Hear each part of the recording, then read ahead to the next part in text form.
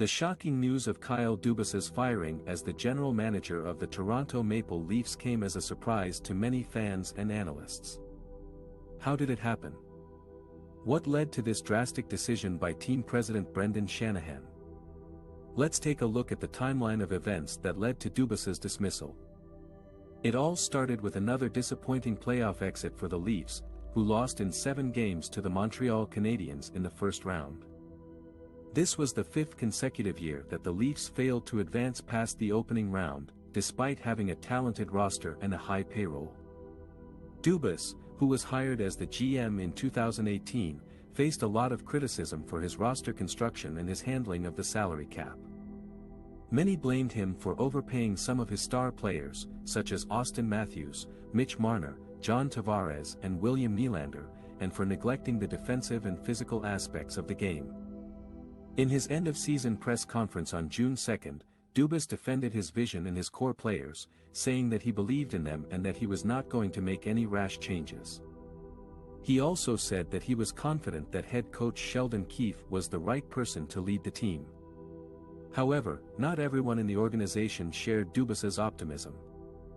According to reports, Shanahan was unhappy with Dubas's performance and his lack of accountability. He also felt that Dubas was too stubborn and arrogant, and that he did not listen to other opinions or suggestions. Shanahan decided to make a change at the top, and he started looking for potential replacements for Dubas.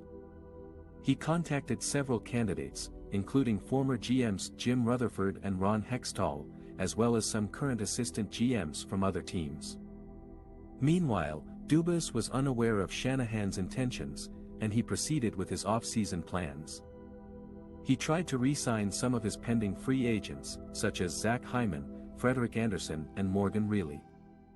He also explored some trade options to improve his roster.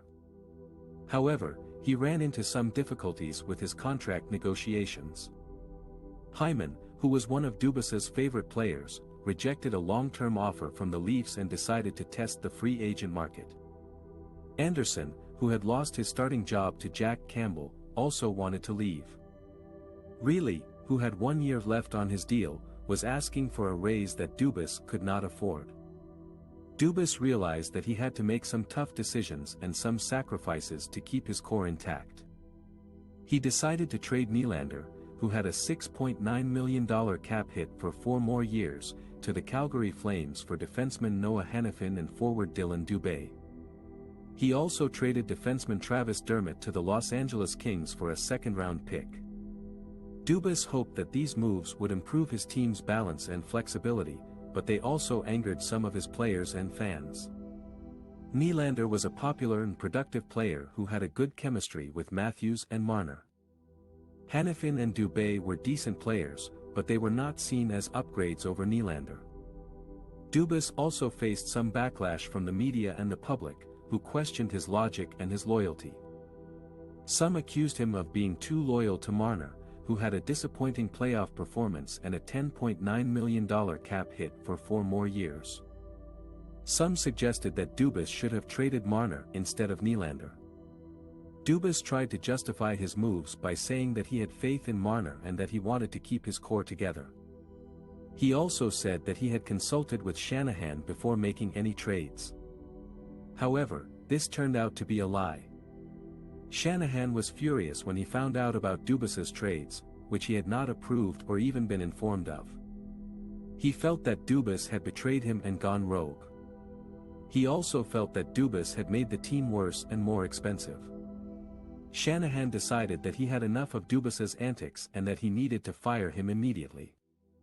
He called Dubas on July 1 and told him that he was relieved of his duties as the GM of the Leafs. He also announced that he had hired Rutherford as the new GM. Dubas was shocked and devastated by Shanahan's decision. He felt that he had done everything he could to make the team better and that he deserved more time and respect. He also felt that Shanahan had stabbed him in the back and undermined him.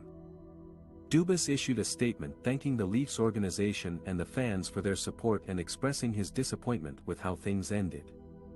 He also wished Rutherford and the team all the best for the future. That's how Kyle Dubas's tenure as the GM of the Leafs came to an abrupt and bitter end. It was a saga full of drama, controversy and intrigue.